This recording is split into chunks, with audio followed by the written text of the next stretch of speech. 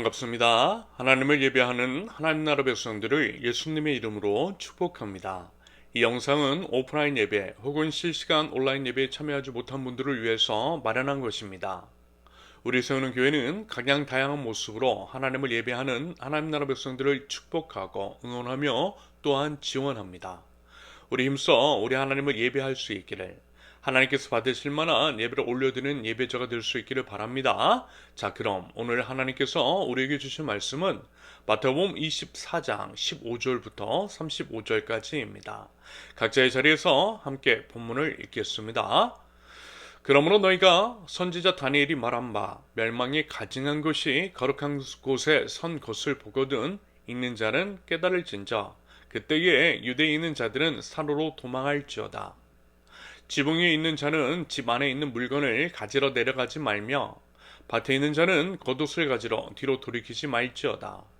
그 날에는 아이 벤 자들과 젖 먹이는 자들에게 화가 있으리로다.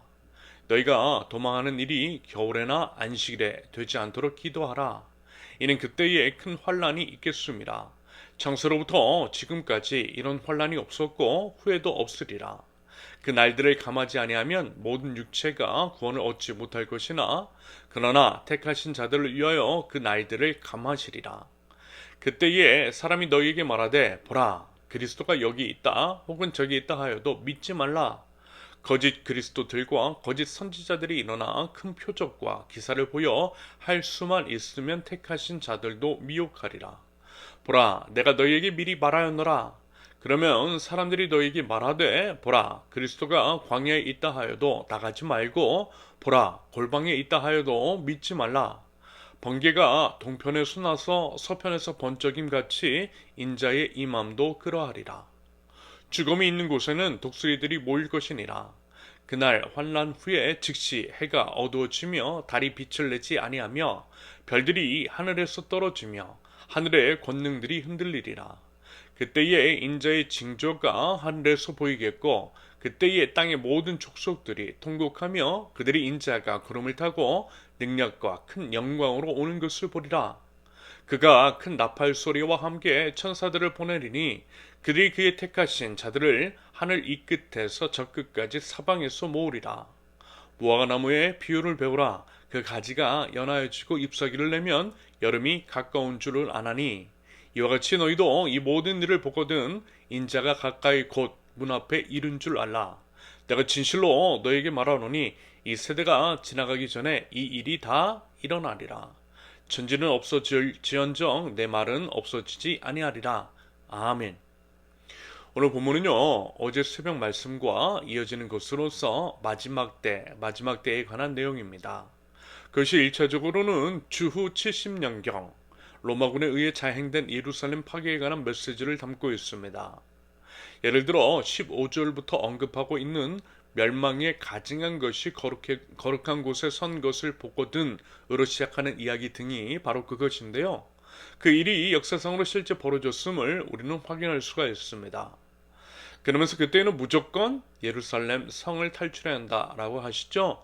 뒤도 돌아보지 말고 임신했다고 젖먹이 아이가 있다고 겨울이라고 안식일이라고 이런저런 핑계를 대면서 주저할 것이 아니라 무조건 도망치라고 하세요. 그만큼 무섭고 두려운 큰 환란이라는 겁니다. 그리고 이 말씀을 덧붙이세요. 23절 이하의 내용처럼 특히 이러한 환란의 때 많은 것들이 혼란스러운 시기에는 자칭 그리스도라 하는 이단 집단 거짓 선지자들이 미혹할 텐데 그와 같은 것들을 속으면 안 된다라고 말입니다. 여러분 정말 그렇지 않습니까?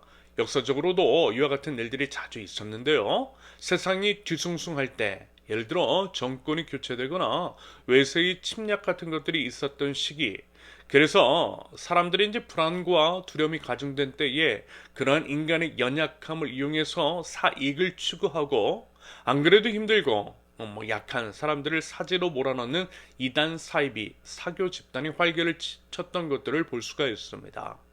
말하자면 이 부분에 대한 경고 및 경계의 말씀을 하시는 것이겠죠. 그런 것들에 절대 속으면 안 된다라고 말입니다. 어떤 국가나 도시의 파괴 혹은 멸망과 마지막 때 예수 그리스도의 심판의 날과는 그것이 다름을 분명하게 말씀하고 계세요. 이 부분에 대한 바른 분별이 필요하다라고 하는 것이겠죠.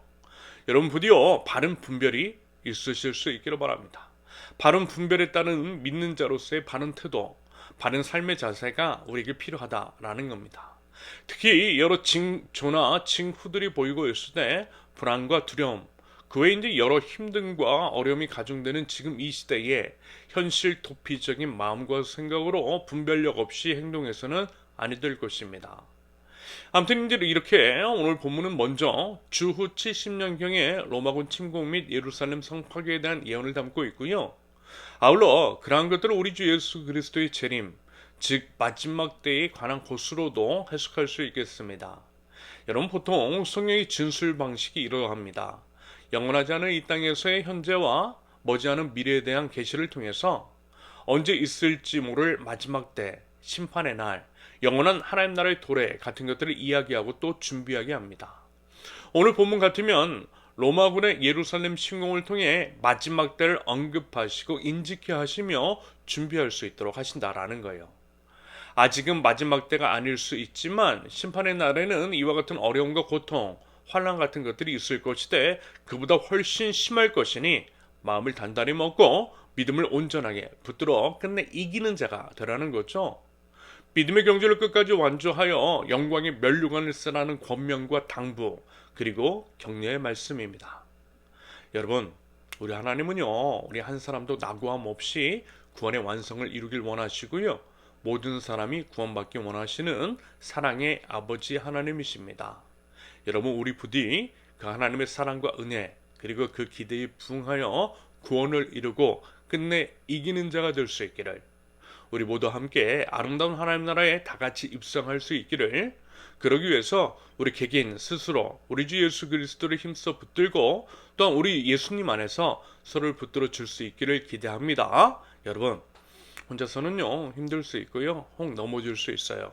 하지만요 함께라면 시험과 고난도 거뜬하게 이겨낼 수 있음을 믿습니다. 전도서 4장 12절 한 사람이면 패하겠거니와 두 사람이면 말쏠 수 있나니 세겹줄은 쉽게 끊어지지 아니하느니라. 든든한 세겹줄 우리 세우는 교회 공동체가 되면 참 좋겠습니다. 그러면서요 이런 말씀을 드렸어요. 하나님 나라 백성들은요 정말 의식을 가지고 사는 사람이라고 말입니다. 여기서 이제 정말 의식을 가지고 산다라고 하는 것은 이단 사이비 집단처럼 시한부 종말론을 믿고 주장하며 현실 도피적인 삶을 사는 것은 아니라고 그랬습니다. 좀 전에 말씀을 드렸듯이 오히려 그런 주장과 선동의 이면에는 경제적인 이득을 취하려고 하는 자들의 음흉한 속성이 있음을 여러분 분별하셔야만 합니다. 여러분 사실 이것은요 지극히 상식적으로 분별할 수 있지 않습니까? 시한부 종말론을 주장하는 자들이 그들을 추종하는 자들로 하여금 자신들에게 재산을 가져다 바치라고 하는 것만 봐도 이상하잖아요. 곧 세상이 끝난다라고 하면서 자신들은 재산을 축적하고 있는 이 모순된 행태들 여러분 딱 봐도 거짓말 말도 안 되는 겁니다. 그런데 그럼에도 속는 사람이 있더라는 거예요. 아무튼 하나님 나라 백성은 마치 종말은 아주 먼 미래에나 있는 것처럼 골로새서 3장 23절의 말씀을 따라 무슨 일을 하든지 마음을 다하여 죽게 하듯 매사에 최선을 다하는 사람입니다. 동시에 그렇게 이제 최선의 삶을 통해 쌓게 된 것들을 또한 미련 없이 버릴 줄 아는 사람인 거죠. 지금 당장 예수님이 재림하실 수도 있음을 인지하고 그래서 정말 예수님께서 오셨을 때 예수님 어서 오세요 라고 하며 예수님을 기쁨으로 맞이할 수 있는 사람.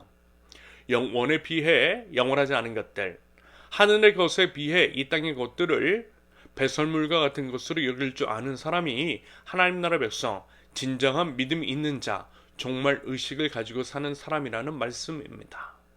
이런 맥락에서 봤을 때 아무래도 이제 바른 종말 의식을 가진 참된 믿음이 있는 사람이라고 한다면 여러분 그 삶은 뭔가 달라도 달라야만 할 것입니다. 간단하게 얘기를 해서 소유에 대한 과한 집착은 없어야 한다라는 거예요. 소유가 아닌 존재에 하나님 앞에서 나는 과연 어떤 사람인가에 대해서 초점을 맞출 줄 알아야 한다라는 겁니다.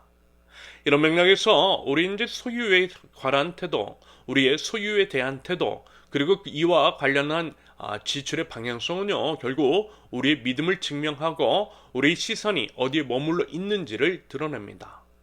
예를 들어요, 지금 당장 오늘 밤에 예수님이 오시거나 아니면 다음 달에나 내년에 오신다라고 한번 가정해 보자라는 겁니다. 당연히 이제 예수님께서 오시는 시기는 알 수가 없고요. 오히려 시기를 특정하는 것은 악한 의도를 교묘하게 숨기고 있는 이단 집단이나 하는 것이겠지만, 아무튼 이제 그렇게 가정을 해보자는 겁니다. 만약에 그렇다라고 한다면 우리가 그토록 마음을 쏟고 있는 것들이 있잖아요. 때로는 집착까지 보이고 있는 그 소유물 같은 것들. 그러면 그것들이 과연 무슨 소용이 있겠느냐라는 겁니다. 바꿔 말하면 그와 같은 것들에 대해서 여전한 집착을 보이고 있다면 과연 우리가 예수님의 이름을 진짜 믿는다라고 말할 수 있겠느냐라는 겁니다. 아니요, 그것은요, 거짓말하는 겁니다. 자기 기만적인 행위인 거죠. 예수님께서 바리새인과 서기관을 지적하셨던 이유도 결국 그와 같은 맥락입니다. 그들이 알고 또 말하는 것과 모순된 행동을 하되, 그러면서 이제 그 짐을 약자들에게 짊어지우는 행위에 대해서 예수님이 질책하셨던 거예요. 결국 그런 종교인, 종교 기술자들과 같을 수 있다라는 겁니다. 만약에 우리가 소유에 대한 과한 집착을 보이고 있다라면 말입니다. 자, 그럼 이러한 맥락에서 교회 건물을 한번 예로 한번 들어볼까요? 과다한 빚을 져가면서까지 건물을 소유하거나 그 안에 고급 시설과 값비싼 장비를 채워넣는 것. 여러분, 그것은 과연 믿음의 선택이라 할 수 있는 걸까요?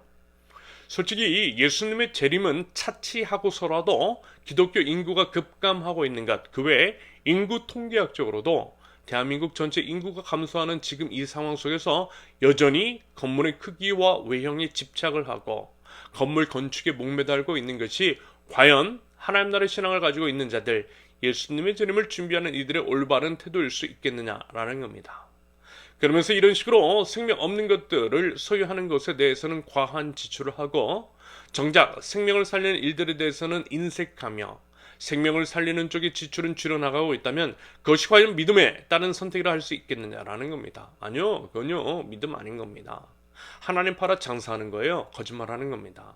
이것은 마치 이 땅에서의 삶이 전부인 것처럼 행동하는 것 같아 보입니다. 영원한 하나님 나라는 없는 것이라 여기기 때문에 이 생의 소유와 누림에 집착하는 것이겠죠. 그리고요, 이런 게 있습니다. 우리는요, 모두 죽어요. 다 죽어요. 예외 없습니다. 다만 언제 어떻게 죽을지는 아무도 모르죠.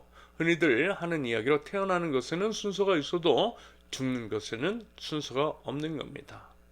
아무리 건강한 사람도 예기치 않은 중대 질병이나 사고로 인해서 갑작스럽게 죽는 경우가 적지 않아요. 그렇기 때문에 너무 슬프고 너무 안타깝고 너무 무섭고 너무 두려운 것이겠죠. 곧 있으면 세월호 참사 구주기인데요. 세월호 희생자들에 대해서 더욱 참담한 마음을 금할 수 없는 것은 바로 그 때문입니다.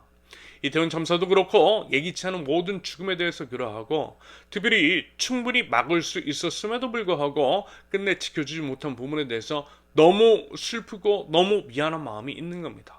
여전히 뻔뻔하게 책임을 회피하거나 희생자와 유가족을 폄훼하는 자들에 대해서는 분노해야 하는 이유인 겁니다. 여러분, 말씀을 드렸잖아요. 그것은 우상 숭배라고 말입니다. 인간의 존엄을 말살하는 모든 행위들, 인간의 생명을 경시하는 모든 태도는 우상 숭배인 것이고, 인간의 원형인 하나님께 대항하는 악한 마귀의 괴계라고 말입니다. 아무튼 이제 언제 찾아올지 모르는 죽음, 그리고 인생의 끝, 이 부분을 염두에 둘 줄 알고 또 준비하는 것이 지혜겠죠. 전도서 7장 2절, 초상집에 가는 것이 잔치집에 가는 것보다 나으니 모든 사람의 끝이 이와 같이 됨이라. 산 자는 이것을 그의 마음에 둘지어다. 이제 제 동생도요, 6, 7년 전쯤에 간암 성공 및 수술을 받고요, 이제 자신이 죽을 수도 있다라고 하는 것을 직면하면서 인생이 많은 것들이 바뀌었다라고 고백하였습니다. 죽음은요, 참으로 우리의 삶을 정돈시키더라는 거예요. 그러면서 죽음에 직면하지 않고도 미리 그 전에 죽음을 염두에 두고 또 준비하는 삶을 사는 것이 지혜인 것이고요. 그럴 때의 삶을 하나님과 사람 앞에서 바르게 살아갈 수 있을 것이라고 기대합니다. 여러분, 권력도 마찬가지인 거예요. 여러분, 영원한 권력은 없어요. 영원하지 않은 권력, 그것을 잠깐 기껏해 고작 몇 년을 누리는 것일 뿐이고요. 결국 본인이 뿌린 대로 거두게 될 것입니다. 그렇다면요, 그것을 아는 사람이 과연 현재의 선택을 함부로 그리고 교만하게 할 수 있을까요? 아니요, 그럴 수 없는 법입니다. 그 정도도 생각하지 않는 사람이라고 한다면, 혹은 알면서도 그렇게 행동하는 사람이라면 정말 어리석고 교만한 거죠. 바보가 아니고서는 그렇게는 못할 겁니다. 여러분, 역사를 잊은 민족에게는 미래가 없다라고 했습니다. 그리고 용서는 할 수 있어도 잊지는 못한다라고 하는 말도 있죠. 망각하는 순간 과오는 되풀이 되고 모두가 망하게 됩니다. 망각은 망국의 지름길인 거죠. 그리고 이제 현재의 상황, 대일 관계에 맞물려 이러한 것들을 생각해 본다면, 여러분, 그들이 용서를 제대로 구한 적이 없잖아요. 자기 잘못을 시인한 적이 없었으니 용서를 구하지도 않은 겁니다. 끝없이 머리를 숙여 사죄를 하고 철저한 배상을 하는 독일과는 전혀 상반된 그 뻔뻔하고 파렴치한 반응에 우리 국민들이 분노하고 있는 이유가 바로 그 때문입니다. 여러분, 돈의 문제가 아니라는 거예요. 진심 어린 사과가 필요하다라는 겁니다. 그래야만 차후에 똑같은 일이 반복되지 않을 가능성이 그나마 있기 때문인 거죠. 바꿔 말하면 사과 없는 그들의 행태는 언제든 과거의 침략을 되풀이할 가능성이 높다라고 하는 방증이라는 겁니다. 그것을 막자라는 거예요. 여러분, 우리 예수님께서도요, 우리를 용서해 주셨지만 회개는 요구하시잖아요. 회개 없이, 자신의 죄 인정 없이 용서도 없고 구원도 없는 법입니다. 회개 없는 구원이 있다라고 가르친다면 여러분, 그건 거짓 가르침입니다. 거짓 복음인 거예요.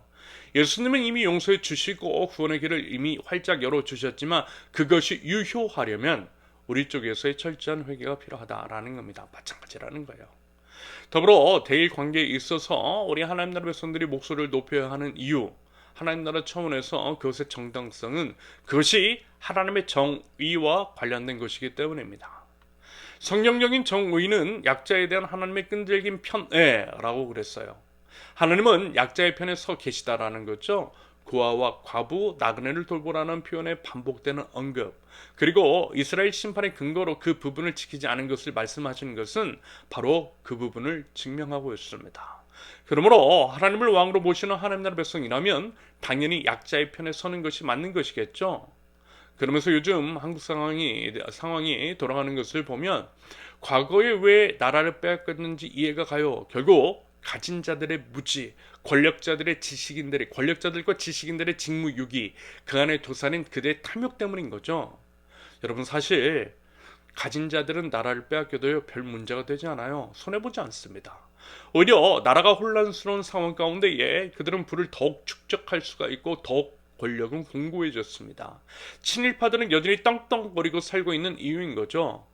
여러분, 그들에 따른 위안부로 끌려가지 않았어요. 위안부로 끌려간 분들은 힘없는 분, 가난한 자들의 딸이었습니다. 언제든 힘든 것은 약자들이라는 거예요. 여러분, 후쿠시마 수산물이 수입되면 여러분, 그것을 누가 먹게 될까요? 부자들이 그것을 먹을까요? 아니요. 부자들은 돈이 많으니까 비싼 값을 치르고 안전하고 건강한 먹거리를 찾아 먹을 겁니다. 돈 없고 힘없는 사람들이 원전 오염수에 오염된 것을 먹고 병에 걸리는 겁니다. 가난한 사람들이 일찍 죽는 이유가 바로 그 때문인 거죠. 질병이 차별적인 까닭도 이 부분에 있습니다. 여러분, 말씀을 드렸잖아요. 요한복음 10장 10절의 언급처럼 우리 예수님께서 오신 것은 생명을 얻게 하고 더 풍성히 얻게 하시기 위함이라고 말입니다. 그리고 하나님의 구원은 총체적이고 하나님 나라는 죽어서만 가는 것이 아니라는 거예요. 그러므로 영원한 하나님 나라에서도 이 땅에서도 영적인 생명도 육적인 생명도 살리고 생명을 풍성히 하는 방향성 안에서의 삶의 선택이 있어야 한다라는 겁니다. 그것은 모든 사람이 사람이라고 하는 이유 하나만으로 인간의 존엄, 생명의 존귀함을 존중받도록 하는 것을 의미합니다. 그것을 위한 선택, 그리고 목소리를 내는 것이 우리 하나님 나라 백성이 마땅한 자세라는 겁니다.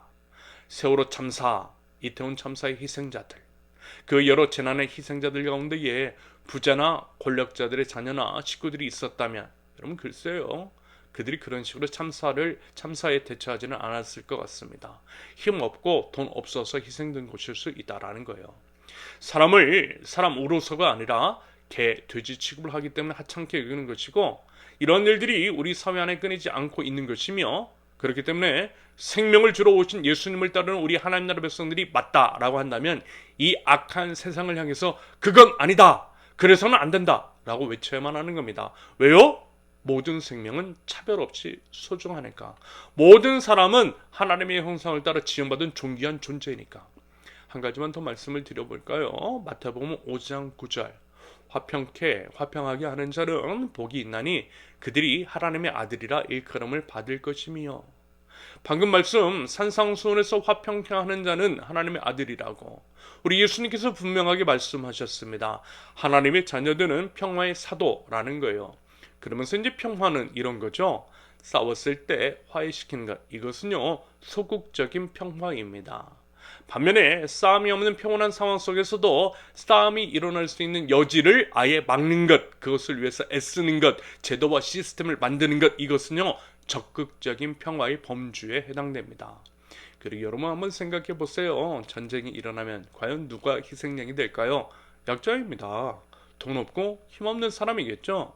예를 들어 영국 귀족이 전쟁이 일어났을 때 솔선수범하며 참전하는 것을 노블레스, 오블리주하라고 칭송하는 것은 역설적으로 돈 있고 힘 있는 자들 중에 그런 자들이 드물기 때문일 겁니다.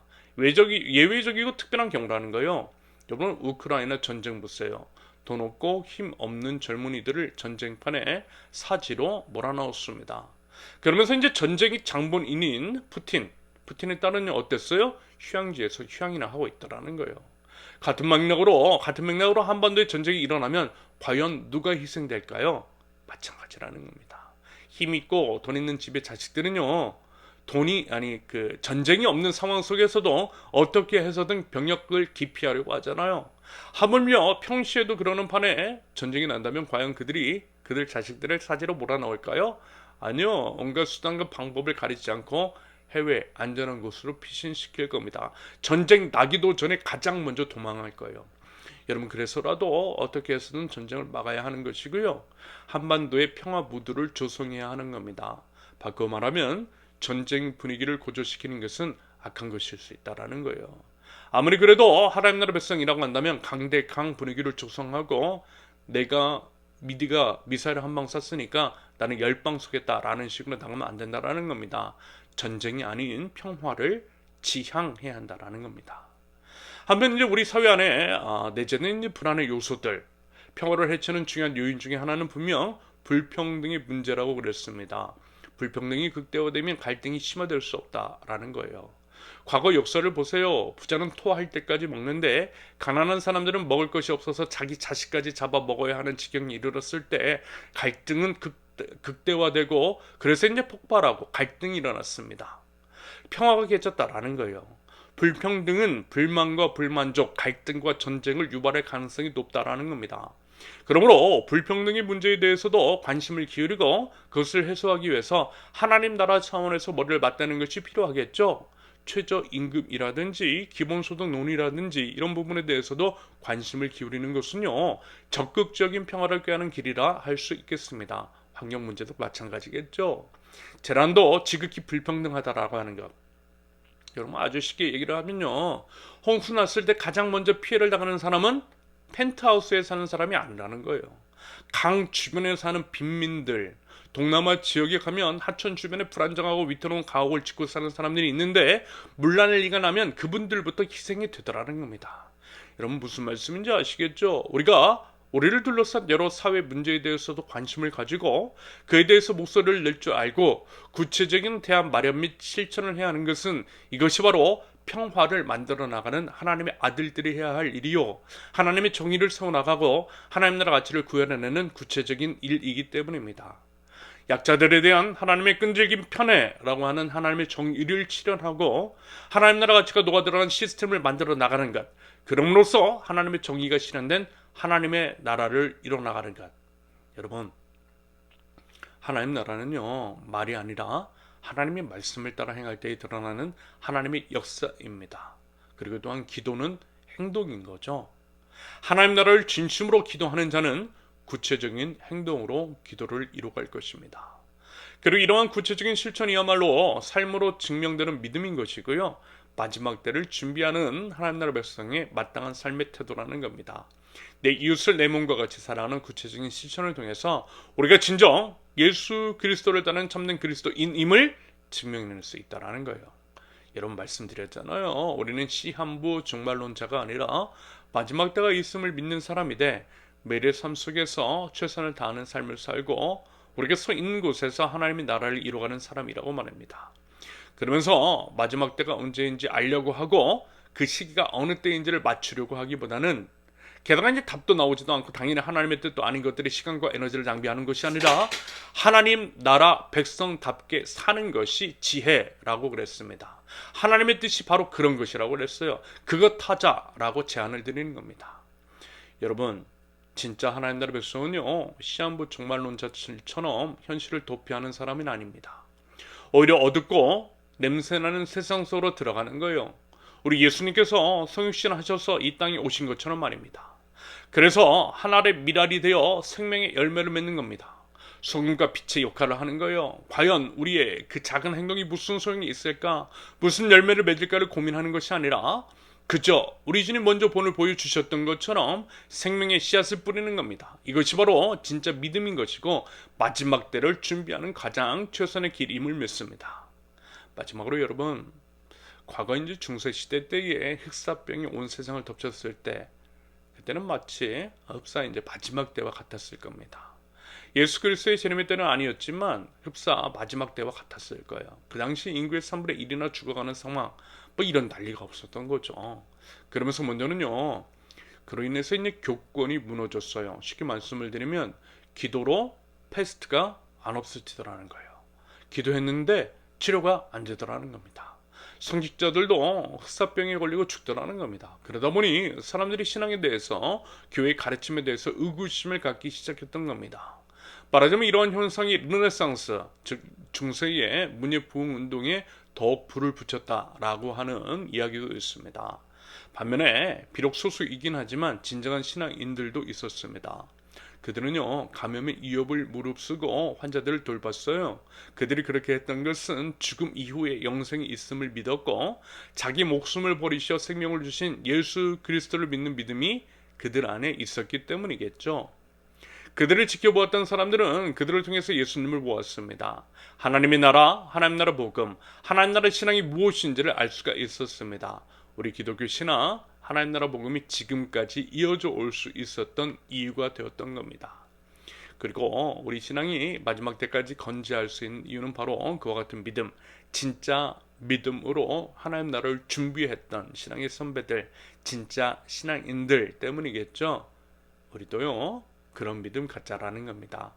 세상의 희망이 되고 하나님의 마음을 시원케 하는 믿음, 부디 우리 믿음이 그러할 수 있기를. 그래서 담대하고 당당하게 그리고 기쁨과 기대와 소망으로 마지막 때를 죽음을 영원한 하나님 나라를 맞이할 줄 아는 저 여러분들이 되실 수 있기를 예수님의 이름으로 축원합니다. 함께 기도합니다. 사망의 냄새가 진동하는 이 세상 속에서 생명의 주님을 바라봅니다. 어둠이 짙어지고 희망을 꿈꿀 수 없는 절망 가운데 더더욱 하나님 나라를 갈망하고 소망합니다. 눈을 들어 주님을 바라봅니다. 생명을 주러 오셨고 더 풍성히 하기 위해 오신 우리 주 예수 그리스도, 십자가 위에서 그 말씀을 이루시어 생명을 주시고 구원의 은혜를 주신 예수님께 저희의 시선을 고정시키기를 원합니다. 하나님, 저희들 비록 부족하지만 여전히 연약하고 끊임없이 넘어지는 부끄러운 적이 있지만 그럼에도 한 번 더 주님을 바라보고 내주하시는 성령님을 의지하여 믿음으로 나아갑니다. 우리 예수님께서 걸으셨던 그 길을 걷고 예수님께서 살아내셨던 그 삶을 저희도 감히 따라 걷고 따라 살아내기를 원합니다. 저희는 할 수 없지만 우리 주님은 능히 하실 수 있음을 믿음으로 고백합니다. 하나님, 저희들 그 믿음으로 저희 자신을 드려 주님께 드리기를 원합니다. 저희를 통하여서 우리 주님 역사해 주시고 저희 삶을 통하여서 주님의 삶이 드러날 수 있도록 하나님 인도하여 주시옵소서. 하나님, 저희들 이 땅에 수많은 희생자들을 추모합니다. 어느 한 죽음도 당연한 것이 없으며 우리 주님께서도 안타까워하시고 아파하신 것들을 압니다. 우리 주님은 우리와 늘 함께 하시되 고통의 순간에도 함께 하시고 그 자리를 지키셨음을 압니다. 아픔과 슬픔, 고통과 질병, 죽음은 하나님의 것이 아니며 하나님 나라에서는 그 모든 것들이 사라질 것을 믿습니다. 생명을 경시하되 참으로 차별적인 세속의 풍조, 우상 숭배자들, 사단 마귀의 계략에 생명의 복음, 우리 주 예수 그리스도의 십자가 사랑으로 맞서 싸워 이기게 하시며 한 사람이라도 더 살려나가기 위한 몸부림과 구체적인 실천에 있는 저희 기계인들, 저희 세우는 교회 공동체 될 수 있도록 우리 하나님 인도하여 주시옵소서. 세상은 돈을 위해 사람을 희생시키지만 하나님 나라 백성인 저희들은 사람을 살리기 위해 기꺼이 거룩한 낭비를 할 줄 아는 믿음과 용기가 있게 하여 주시옵소서. 세속의 거짓 가르침에 대해서 이건 아니다 라고 외칠 수 있는 용기와 말로만이 아니라 실천하는 믿음으로 저희 믿음을 증명해내고 저희 착한 행실을 통하여 하나님께 영광을 올려드리고 이 땅에서도 누릴 수 있는 하나님 나라를 세워나가게 하옵소서. 성경적 정말 의식을 가지고 살아가게 하시되 현실 도피적인 시한부 종말론과 이단 사이비 집단 거짓 가르침을 분별할 수 있는 눈을 허락하시며 바른 삶의 태도, 삶으로 증명되는 믿음을 통하여서 마지막 때를, 죽음을, 영원한 하나님 나라를 준비하고 기다리고 소망하게 하옵소서. 사랑하는 주 안에 있는 모든 식구들, 우리 하나님 한 사람 한 사람 기억하여 주시며 불쌍히 여겨주시고 각자의 믿음을 지키고 서로 믿음을 붙들어 주면서 구원을 이루어갈 줄 아는 믿음의 공동체, 저희 세우는 교회 공동체 될 수 있도록 우리 하나님 인도하여 주시고 은혜의 은혜를 더하여 주시옵소서. 이제는 우리 주 예수 그리스도의 은혜와 아버지 하나님의 극진하신 사랑과 성령님의 교통하심이 마지막 때를 삶으로 증명되는 믿음을 통하여서 지혜롭게 준비하며 나아가는 하나님 나라 백성들, 우리 세우는 교회 모든 권속들 위해 이제로부터 영원토록 함께 하시기를 간절히 축원합니다. 아멘. 감사합니다. 이번 한 주도 하나님 안에서 하나님 나라 백성답게 살아갈 줄 아는 저 여러분들 우리 모두가 되실 수 있기를 바랍니다. 저도 기도로요 힘껏 응원하도록 하겠습니다. 감사합니다.